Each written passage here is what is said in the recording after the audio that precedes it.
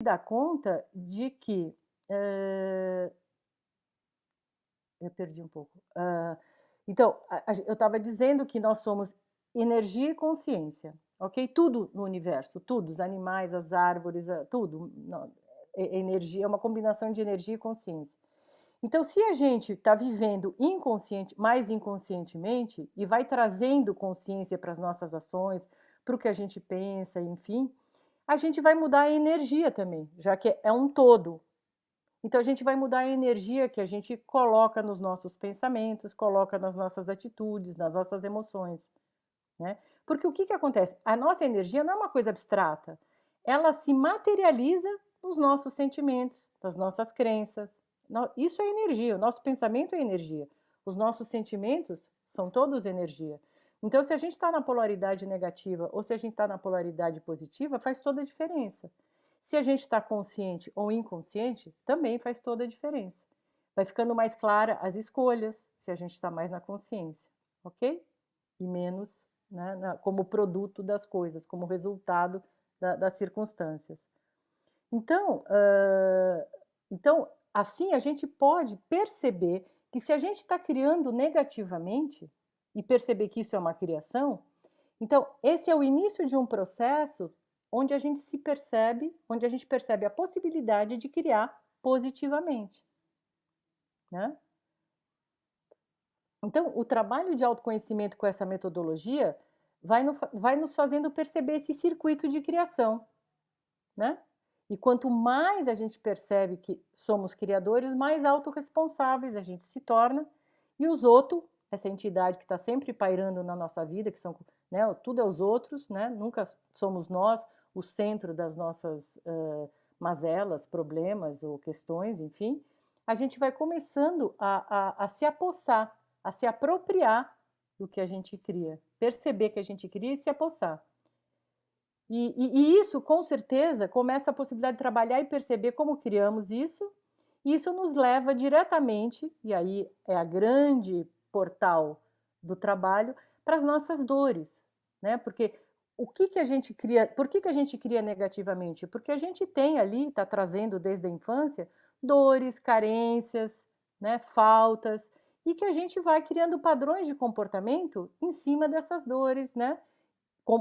Tendo essas dores como referência, mesmo que a gente não perceba. Então, esse é o grande portal do início da transformação, porque isso vai nos levar ao início ali, onde éramos crianças e alguma coisa faltou. Então, a gente vai começar a desvendar todo esse processo de criação, como a gente criou e da onde, né, a gente criou. Ok? Então, isso é um geralzão, assim, de como e da onde se dá a transformação com essa metodologia, né? E a Gabi vai entrar agora realmente nos meandros, né? Como é que isso vai se dando, quem são os nossos personagens, e aí é contigo, Gabi. Obrigada, Sara. Vou compartilhar minha tela aqui com vocês.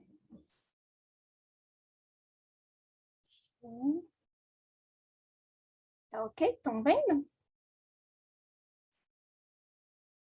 Sim, tá dando para ver. Deixa eu só arrumar aqui para eu poder ver vocês também. Pronto. Então, eu vou passar assim, então, para apresentar como que o Patrick vê a personalidade. Como que ele enxerga um ser humano? Qual é o básico, né, que a gente precisa entender para conseguir ir percebendo essas possibilidades que a Sara apresentou aqui para a gente.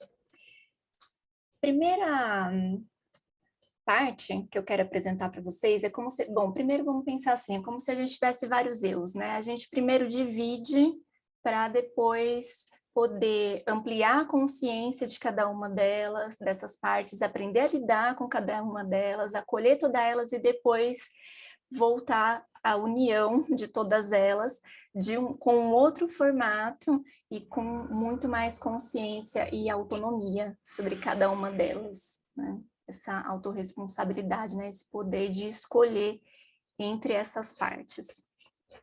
Então, esse eu superior, que vocês estão vendo aí na tela, eles são os nossos potenciais mais elevados da alma humana. Ele é essa partícula divina dentro de nós, essa parte de nós que é formada à imagem e semelhança de Deus.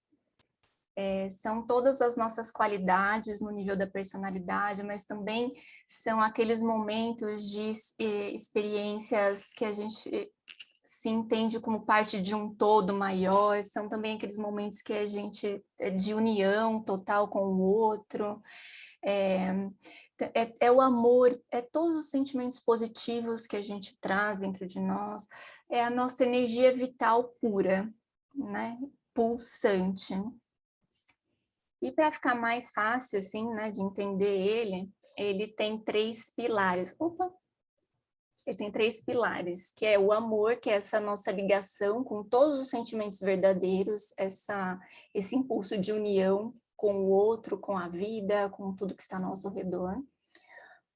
O poder, que é a força, a coragem, a ousadia, a eficiência, tudo, a capacidade de criação no mundo, de estar no mundo, de se colocar, essa coragem, né, para trazer isso.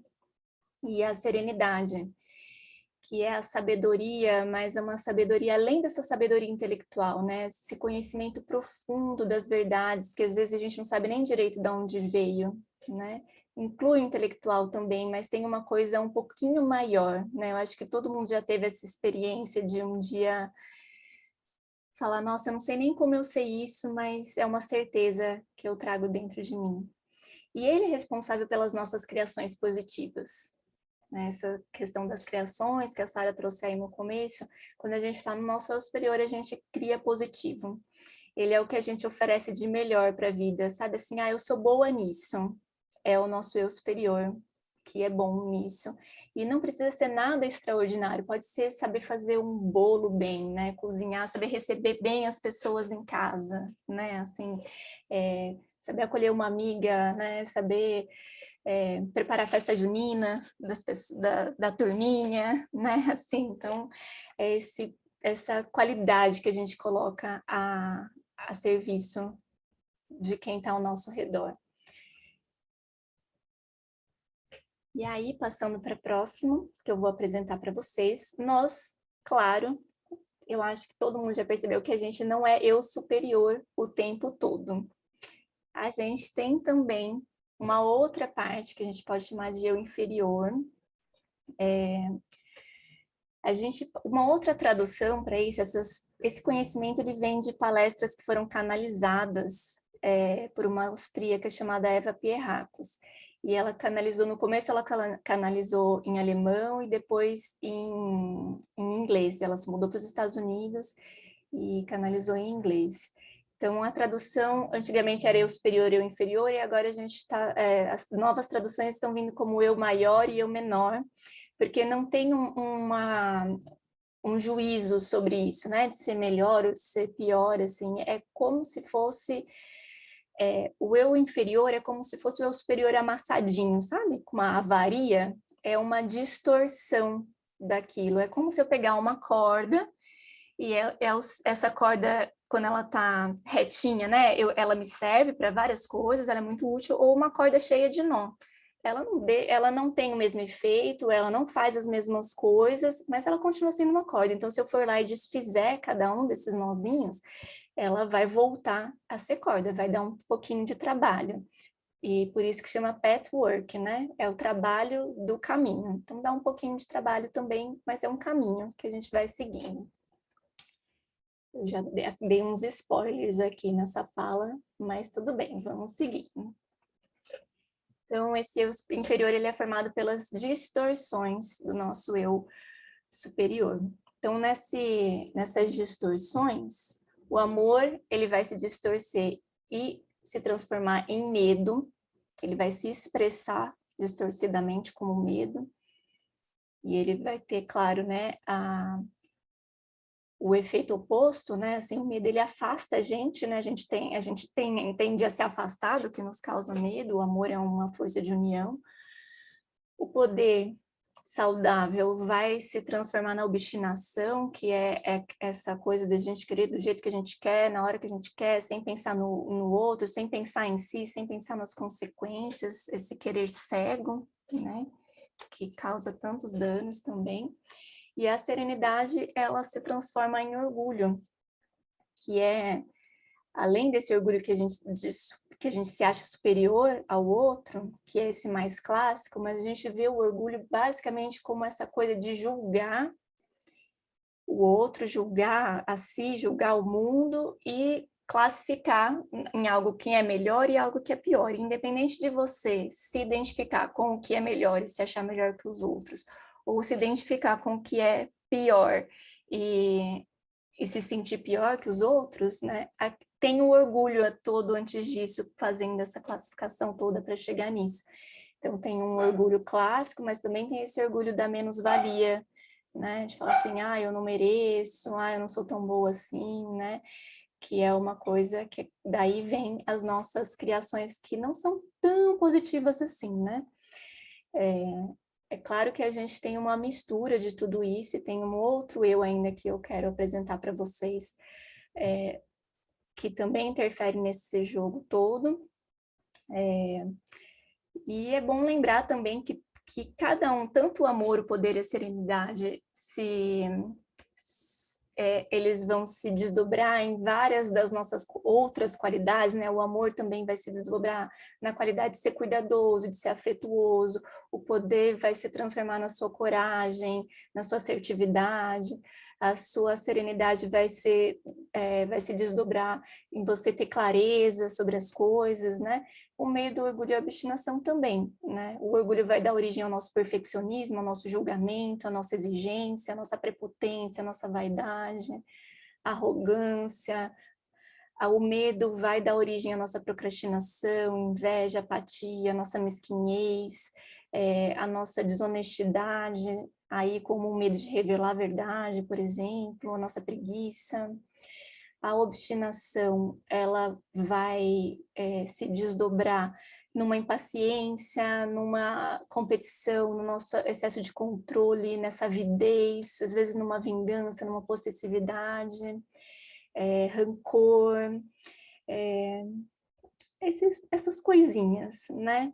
Então, quem não tem pelo menos uma dessas características, levanta a mão.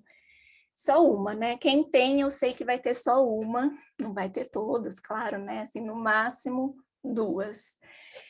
Que a gente aprende desde pequenininho que não é tão legal assim ter o inferior, e daí vem a outra parte, né? Nós todos temos pelo menos uma, no máximo 2 dessas características do nosso eu inferior, temos também nosso amor, nosso poder e nossa serenidade do eu superior, e esses 2 elementos juntos, eles formam o nosso eu real. Quem não somos na nossa humanidade, né? Quem somos perfeitamente imperfeitos, estamos aqui para evoluir, para aprender, essa é a nossa missão aqui, né? Se conhecer. Mas, como a gente aprende desde pequenininho, que não é tão legal assim ter eu inferior, a gente arranjou um jeitinho de dar uma disfarçada nisso. E aí a gente tem esse outro eu por cima disso tudo, que a gente vai chamar aqui de eu máscara, mas ele funcionou uma época como defesa, ele teve uma função, vou explicar tudo isso. E ele também pode ser chamado de autoimagem idealizada. 3 formas da gente olhar para isso. Então,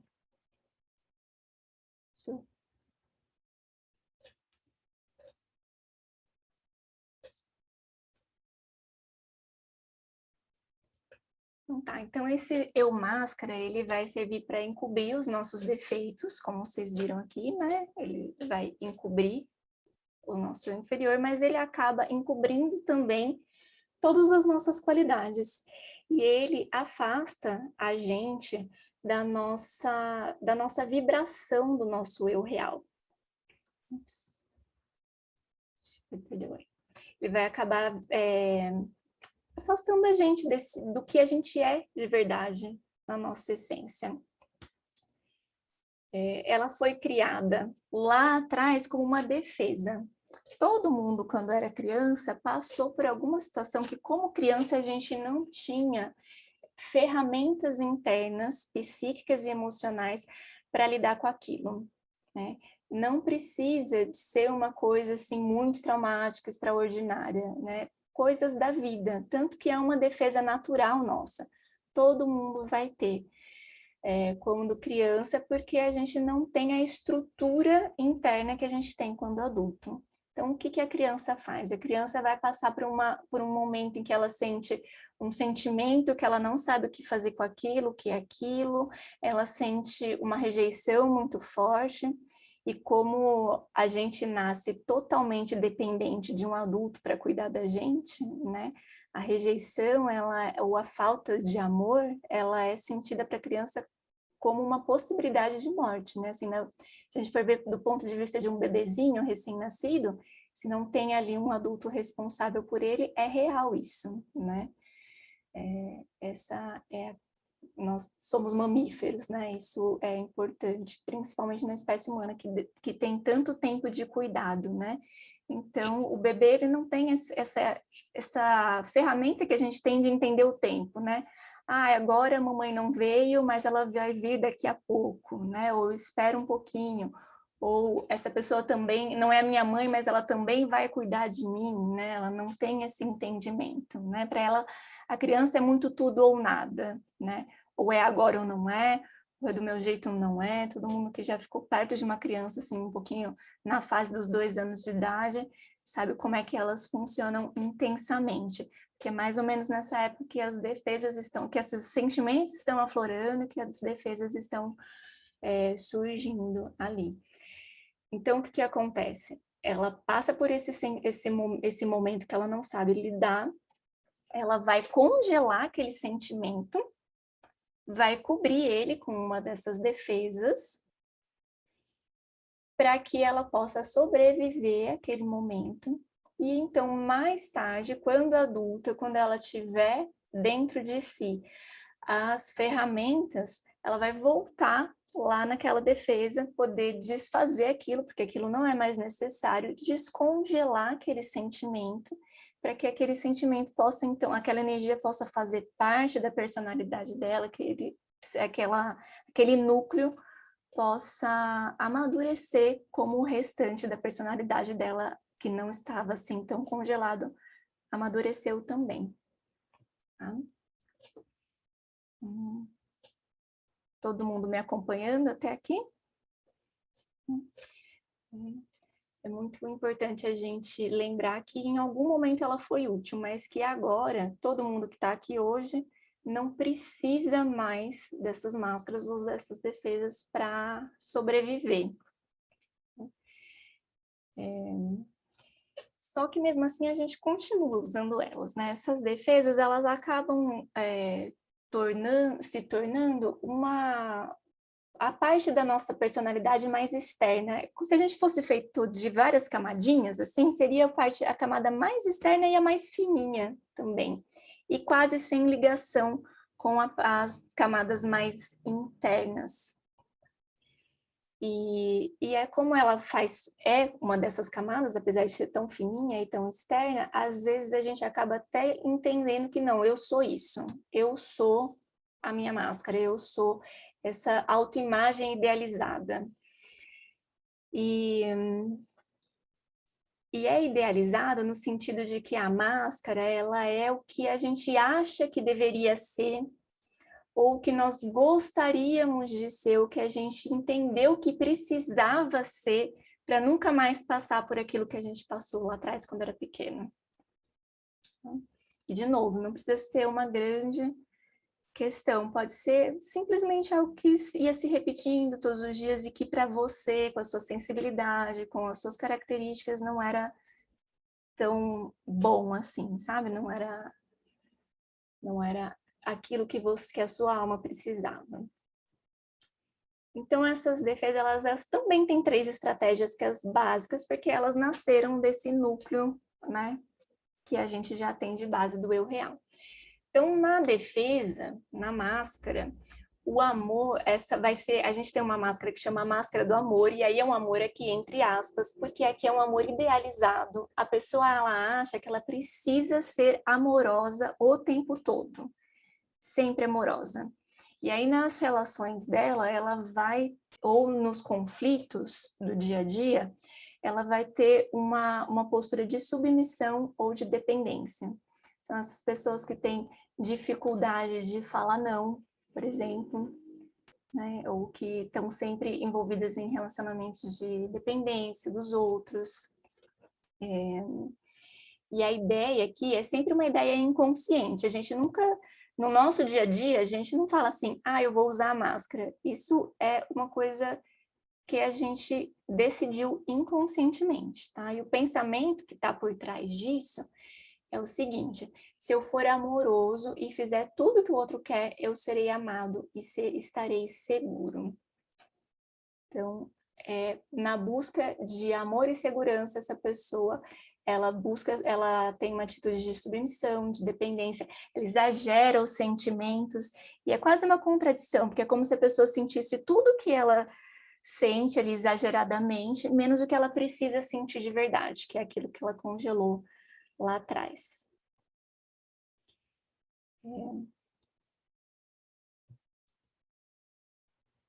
Outra estratégia de defesa que a gente pode ter montado é a estratégia do poder, de novo entre aspas, porque essa pessoa acha que ela pode ser poderosa o tempo todo, né? E é impossível ser o tempo todo, né? Primeiro que a gente também tem o nosso eu inferior, e segundo que até no nosso eu superior a gente, além de poder, tem amor, tem serenidade também.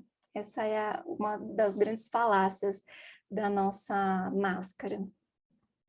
Então, elas usam bastante a atividade para não sentir, não, eu sou capaz de fazer tudo. Essa coisa da realização que a gente tem no eu superior, essa pessoa, ela exagera nisso, né? Então, pessoas workaholics, pessoas que não sabem dizer não para assumir mais uma responsabilidade, ou que dão conta de tudo. Às vezes tem um pensamento assim, ah, se eu não fizer isso, ninguém faz. Então, eu vou lá e faço. Né? Tem até um vitimismo por trás disso, né? Ai, nossa, tadinha. É um vitimismo diferente do amor, né? Que é a coitadinha, que, ai meu Deus, o que fizeram comigo, mas também é uma vítima aí do poder, né? Se eu não fizer, ninguém faz. E aí, nos relacionamentos ou nos momentos, né, de embate, né, assim, de conflitos na vida, ela vai para a agressão ou para o controle. O pensamento inconsciente é: se eu não for poderoso e autossuficiente, eu serei derrotado. Então, a vulnerabilidade é uma grande questão para essas pessoas. Para essas pessoas não, né? Para quem escolheu usar a máscara do poder, porque não dá nem para dizer que nós somos uma coisa ou outra, a gente escolheu usar essa máscara. Assim como para do amor, assumir o próprio poder. Então, lidar com sentimentos de raiva, por exemplo, é muito difícil para quem usa a máscara do amor. Quer acrescentar alguma coisa até aqui, Sara? Não. Eu só acho bem importante o que você apontou, né? Que no começo todas essas defesas ou máscaras, enfim, foram estratégias de sobrevivência que a gente escolheu, que a criança escolheu, devido à personalidade, né? E que vão se transformando em padrões de comportamento inconscientes. Acho muito importante a gente ter essa noção do caminho que, né, que isso percorre na vida da gente, de cada um, né? De uma pessoa. É só isso. E, inclusive, essa escolha não foi consciente, né? A gente era pequenininho demais, a gente não tinha essa noção de falar assim, ah, eu vou fazer isso, depois eu vou fazer aquilo como uma estratégia. Isso. É realmente uma estratégia de defesa, é uma reação. Isso. Só que a criança vai usar das suas qualidades inerentes, da sua personalidade, né? Só que daí ela vai, porque ela tem, o que ela abre? Ela tem o que ela tem, o que ela é. Então ela pega a qualidade dela maior e transforma numa estratégia de sobrevivência, né? E aí essa estratégia que vai virar padrão de comportamento distorcido, mas que no fundo, como a Gabi apontou, tem a qualidade que está ali. Por isso que ela foi escolhida, porque ela estava ali pronta para ser usada como personalidade, né? É isso aí. Legal lembrar da qualidade. É. E aí, da qualidade da serenidade, né? A gente vai ter a máscara da serenidade, que é essa também baseado nisso, que a máscara da serenidade, ela tem uma questão que é como se a pessoa um botãozinho que a pessoa desligasse das emoções. Então, desliguei, como se ela tivesse congelado a capacidade de se conectar com as emoções. Tá? É um tipo mais difícil de identificar, porque como não sente muito, não tem muita conexão com o sentimento, às vezes a gente acha que não tem muita questão. Eu não tenho essas questões. Eu digo a gente porque minha criança escolheu usar essa máscara, né? Mas é claro, como a gente não consegue esconder tudo com a máscara, quando a gente acessa aqui, quando a serenidade acessa o que tem de qualidade aqui atrás, é uma sensibilidade muito grande que tem por trás. Então, quando a gente escuta assim, uma pessoa não sente nada, não, imagina, quando eu sinto muito, é uma grande sensibilidade, assim, uma vez eu estava conversando com uma pessoa que costuma usar essa máscara da serenidade, ele me contou, assim, de um dia que ele chorou olhando o sol batendo no rosto de uma criança dentro do ônibus, assim, é muita sensibilidade que tem ali por trás desse desligamento, né? E talvez até por isso que foi necessário essa estratégia de defesa, né? Desligar para conseguir lidar com tudo quando não tinha a estrutura que tem como adulto. Então, essa também é mais fácil de lidar, que é só ir descongelando aos pouquinhos, né? Não precisa desfazer muita coisa, né? Como o amor tem montado uma estratégia mais assim, o poder tem uma estratégia montada mais assim, a serenidade é só ir religando esse fiozinho desse botão e ir descongelando essas emoções. Uma outra nuance que às vezes a máscara da serenidade pode assumir é uma pessoa extremamente espiritualizada, assim, não, então eu sou muito espiritualizada, não tenho o problema que os humanos têm, eu sou muito compreensiva, eu sou muito isso, nananã. Mas percebe como tem um distanciamento, né, assim, dos humanos, dos outros, e até um fundinho de orgulho também, né, que tem a nossa qualidade e o nosso defeitinho ali também, né, de como eu sou diferente dessa galera aí. Ou às vezes consigo intelectualizar mais, não, eu entendo melhor as pessoas, cada um vai para o seu ladinho, né, cada um dá o seu colorido especial para essas defesas. Esqueci de falar que aqui, então, nos relacionamentos nos momentos de reação, que a gente reage mais, né, ela vai para um distanciamento ou para um retraimento, né, dá uma congeladinha, assim, nossa. E as máscaras, a gente usa mais elas nos momentos, é como se fossem as nossas reações mais imediatas, assim, né, é mais papum, sabe? Reagir a isso. Falou um negócio meio assim, pá, a máscara do amor vai dizer sim e concordar antes de pensar direito, a máscara do poder vai falar não e brigar antes de entender direito o que aconteceu, a máscara da serenidade vai falar, não, isso não é um problema, não temos problemas com isso, sem nem pensar direito também o que ela está sentindo, se perceber ali naquilo. Só falar uma coisica, a máscara da serenidade, né, Gabi, vê se você concorda, é também uma pessoa que tem essa grande sensibilidade e por isso se sente muito agredida pelo mundo. Né? Esse retraimento é exatamente a resposta imediata, automática, é muita agressão, né? Eu acho assim que tudo acaba sendo claro que tem um narcisismo aí grande, né? Porque tudo atinge ela, mesmo quando não é exatamente com ela, né? Mas é uma pessoa que está sempre se sentindo muito agredida, né? Pela sua sensibilidade, né? É só esse aparo aí que... Sim, porque o amor foi ferido na expressão do seu poder, a máscara do poder foi ferida na expressão da sua vulnerabilidade, e a serenidade, ela tem uma grande questão com o caos. Do que é caótico é demais para ela, né? Assim, e esse mundo que a gente vive, que tem 1 milhão de coisas que a gente precisa cuidar e lidar ao mesmo tempo, né? Assim, chega mesmo, né? Pode chegar com uma agressão, né? E acho que eu não coloquei o pensamento inconsciente dela também, né? Que é, se eu for indiferente e me retirar, eu não terei conflitos e não serei rejeitado. Então, ficar pondo panos quentes também é uma grande estratégia da máscara do poder. Não é exatamente uma grande qualidade, tá? É uma grande estratégia, né? Porque é para evitar uma coisa. Não é para resolver uma coisa, não é para ouvir um lado, ouvir o outro, chegar no meio termo com conexão com o que tem ali atrás dessa máscara, né? Para uma reação. Vamos parar de brigar? Vamos mudar de assunto? Vamos mudar o clima? Vamos colocar um sprayzinho aqui para elevar as energias, né? É uma estratégia de evitação sempre. Vocês conseguiram ver mais ou menos aonde que se encaixa? Qual que usa mais?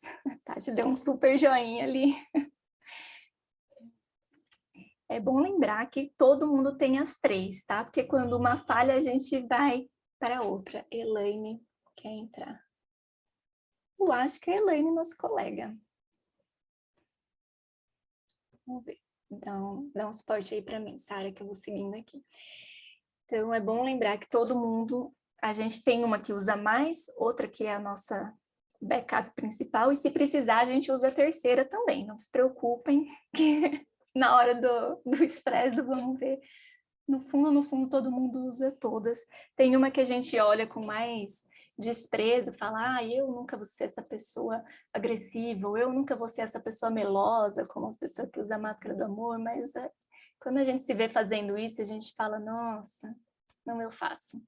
Se precisar, eu faço, né? Porque é muito inconsciente.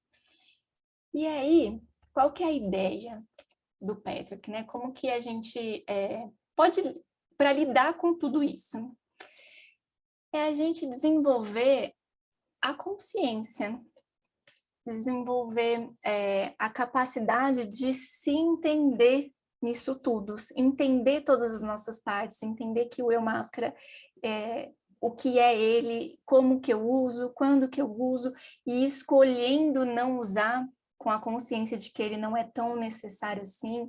Então, para a máscara do amor, ir treinando dizer não de vez em quando, para a máscara do poder, ir treinando estar mais vulnerável, falar assim, eu não preciso controlar tudo, eu vou experimentar não controlar agora, eu vou experimentar não agredir agora. Para a máscara da serenidade, experimentando ficar mais um pouco, se tocar mais um pouco, se abrir mais um pouco, conforme o que você dá conta, né? E aí, com isso, a gente vai conseguindo olhar também o que tem por trás disso. Então, a gente sai de um esquema assim, onde a gente só se percebe na máscara e só usa a máscara, de vez em quando sai um pouquinho de eu inferior, de vez em quando sai um pouquinho de eu superior. Elaine, você entrou agora? Quer falar um oi?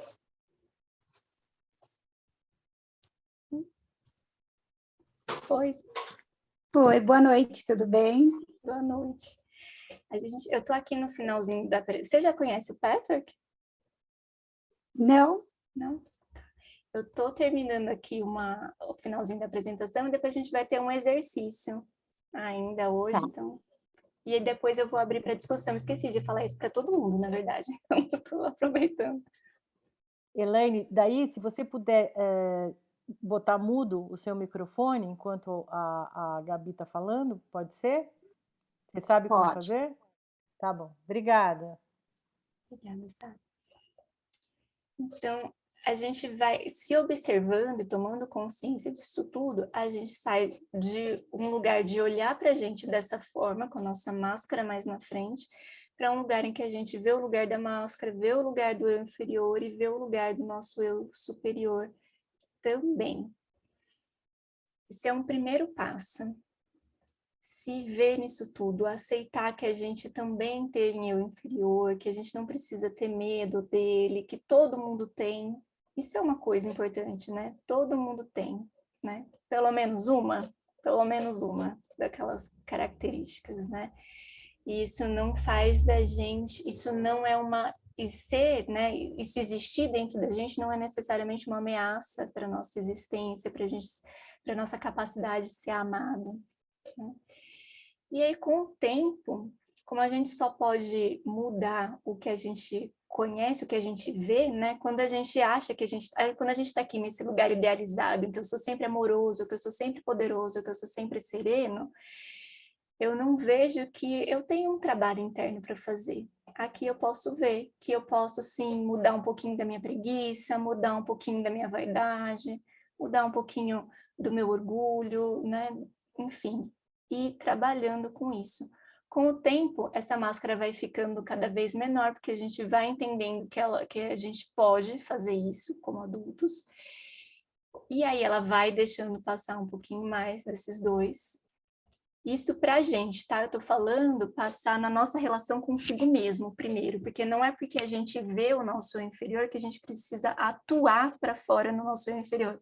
Ah, então se eu estou com raiva, eu vou sair, vou dar um tapa na cara da pessoa. Acho que ninguém faz isso quando está com raiva, né? A gente passa a nossa raiva e a gente espera um pouquinho, ela passa, a gente sente, né? A gente desbraveja, só a gente soca um travesseirinho, né? A gente sabe, a gente tem recursos para lidar com esse eu inferior quando ele aparece. E aí o que acontece? Como a gente começa a lidar com ele, ele vai diminuindo, enfraquecendo.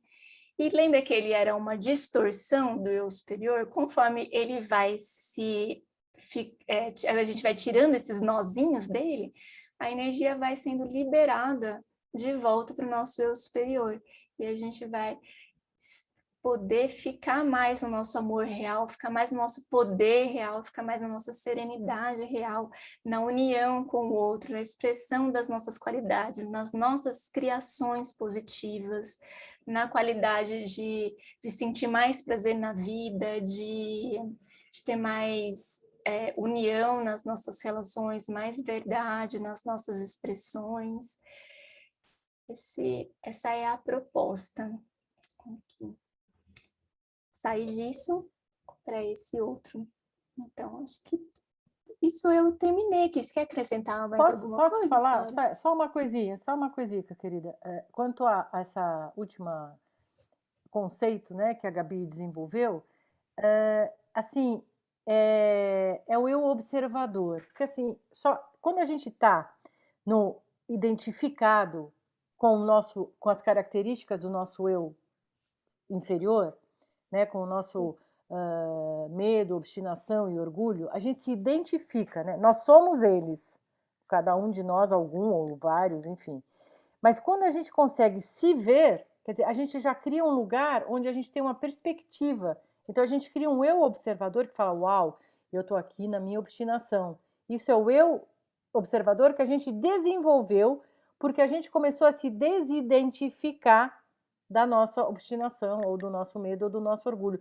Então a gente começa a ter um lugar, que é esse lugar que a Gabi falou, do eu observador olhando para nós mesmos, o que é diferente da gente estar totalmente identificado. A gente faz assim, ó, olha, eu aqui olhando para mim mesmo, falo, nossa, eu tô com isso, eu tô com medo, eu tô na minha obstinação, eu tô no meu orgulho, eu tô fazendo de conta que não está acontecendo nada na serenidade. Então, você sai da identificação total e vai para um olhar sem julgamento, mas de um olhar de percepção do que é você naquele momento, de que lugar você está falando, agindo ou sentindo.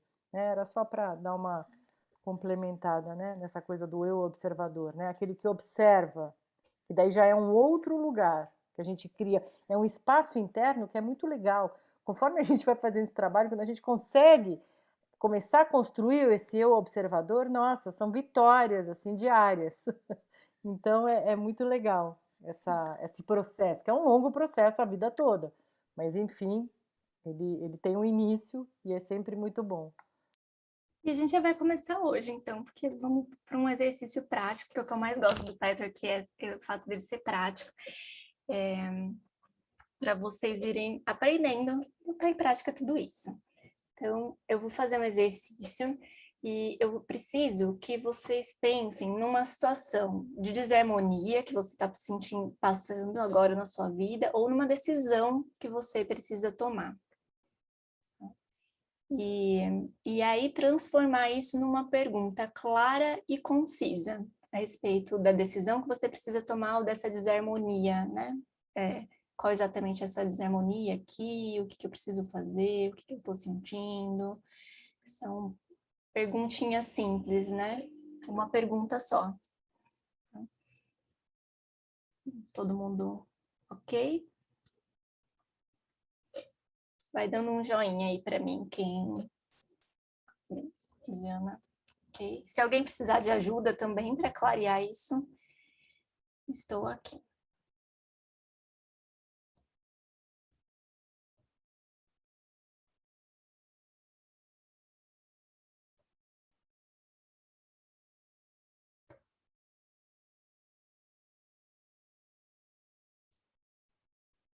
Rodrigo chegou? Fez um joinha ou não?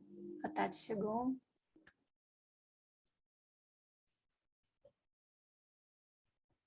Má?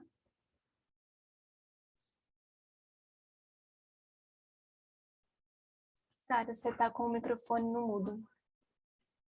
O Rodrigo está perguntando como seria essa pergunta, talvez deixar mais claro isso. Eu também, para mim, ficou um pouco. A pergunta em relação à desarmonia, acho que o Rodrigo também não Isso. está entendendo muito bem. Quer abrir o seu microfone e partilhar com a gente desarmonia? Eu consigo te ajudar melhor, talvez. Eu? Se você sentir à vontade, claro, né? Sim, eu posso. Então, eu estou num processo relacionado ao controle relacionado a dinheiro. Então, é uma desarmonia assim, que eu não consigo ficar em paz em relação a, por exemplo, emprestar ou não um dinheiro. Ah, tá. Então, Então, eu não tenho paz, porque assim, a sensação é que eu estou abrindo mão de algo que eu, mesmo não estando precisando, eu não consigo abrir mão, mesmo sabendo que vai ser bom geral. Então, a sua pergunta pode ser, eu devo emprestar ou não?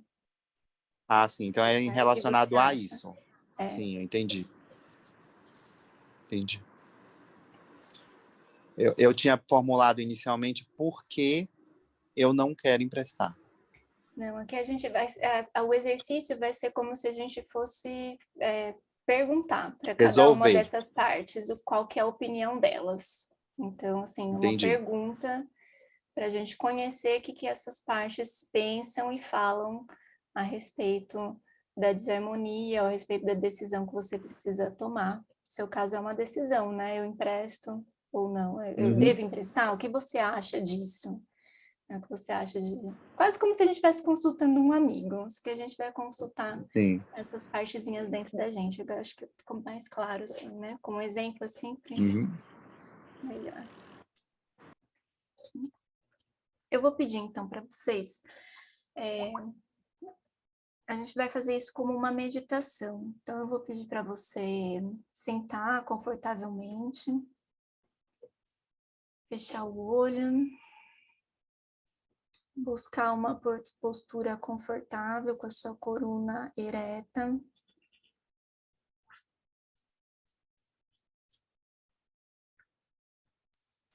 Respirar fundo, respirar profundamente. E cada vez que você respira, você entra um pouco mais para dentro de você.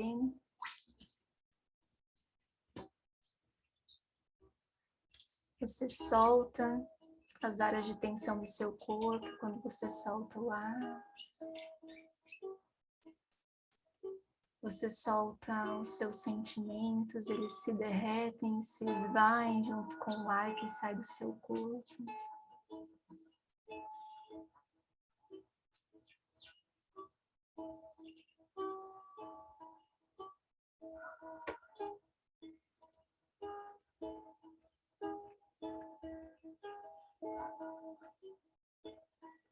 Agora a gente vai convidar esse eu observador para observar sentado na sua frente os seus 3 eus. O seu eu máscara, o seu eu inferior, o seu eu superior. Imagine 3 cadeiras à sua frente, onde eles estão ali sentados. Dê a forma que você quiser a eles ou não. Eles podem continuar abstratos, mas eles estão à sua frente agora.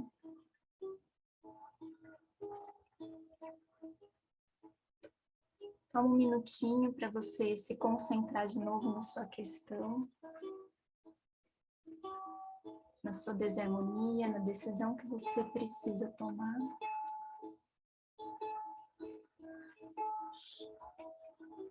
Então, chama o seu eu máscara e apresenta a sua questão a ele.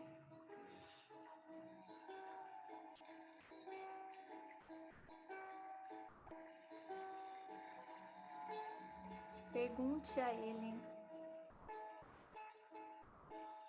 o que ele tem a dizer sobre isso.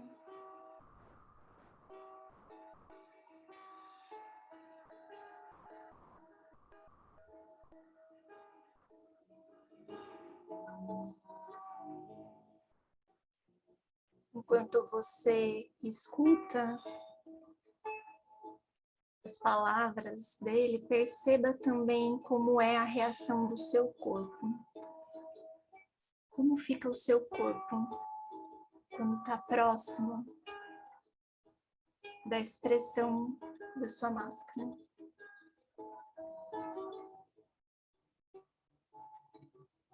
Quais são os sentimentos quando você está próximo? Quando você escuta o que ele tem a dizer?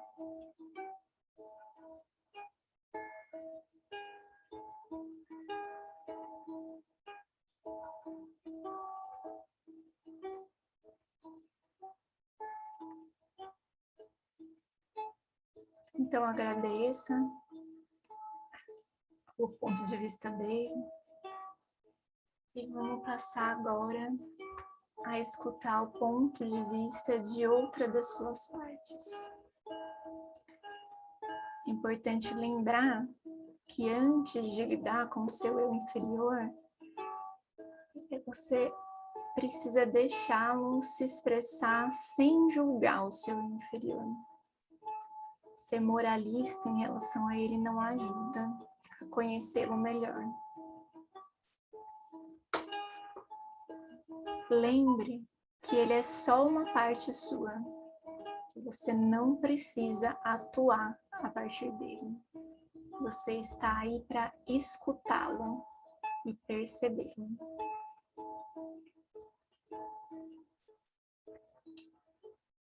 Posto isso, se aproxime do seu eu inferior e apresente a ele a questão.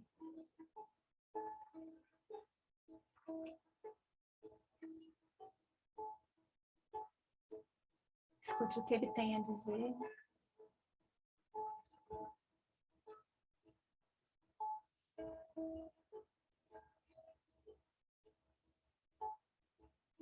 Perceba a forma como ele fala.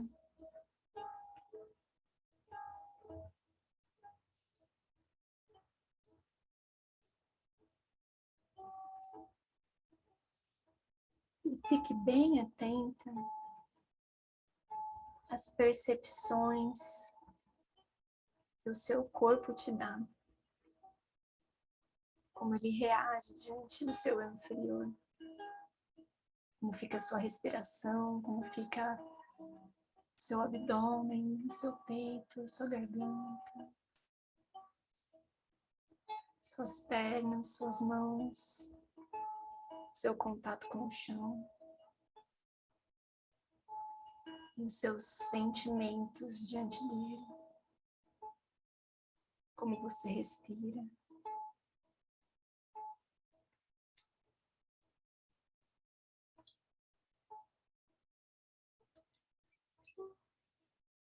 Então, seu tempo com o seu eu inferior terminou. Você pode pedir para ele voltar para a cadeira dele, se afastar dele.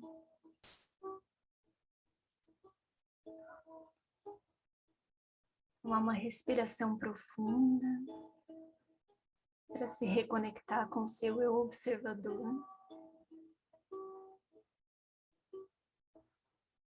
Então, se aproximar do seu eu superior.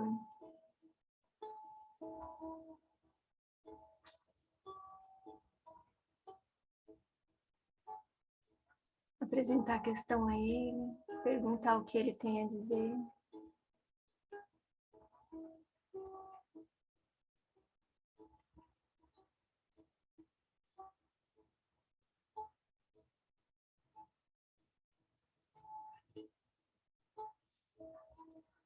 Ficar atento às reações do seu corpo diante da energia do seu eu superior. Quando o seu eu superior está mais próximo, como fica o seu corpo? Seu contato com a superfície que sustenta o seu peso, seu corpo, suas pernas, seu abdômen, sua respiração, seu coração.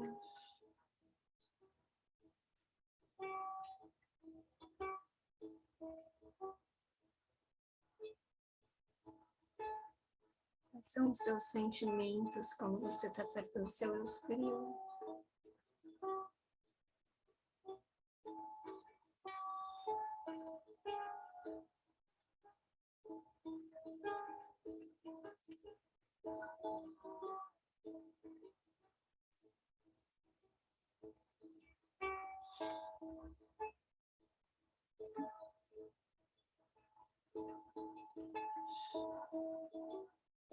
Então, compare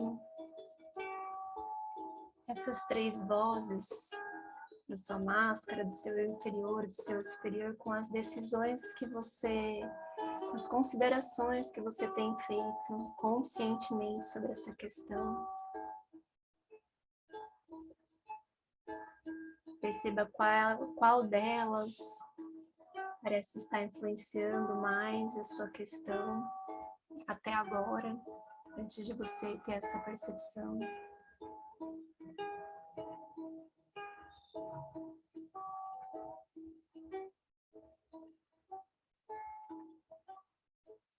E lembre que tudo isso está dentro de você.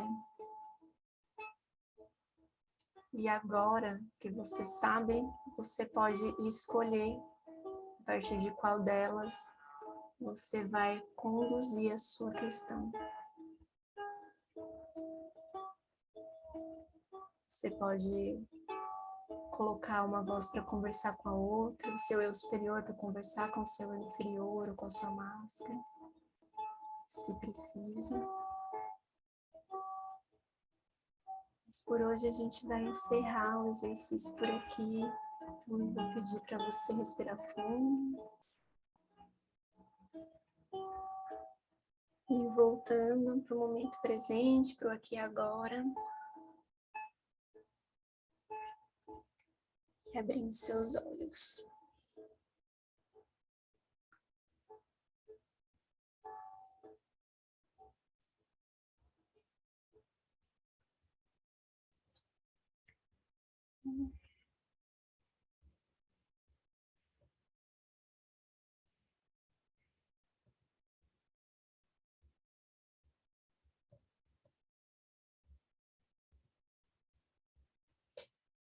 Então é isso. A gente tem uns minutinhos ainda. E eu queria ouvir como foi a experiência de vocês.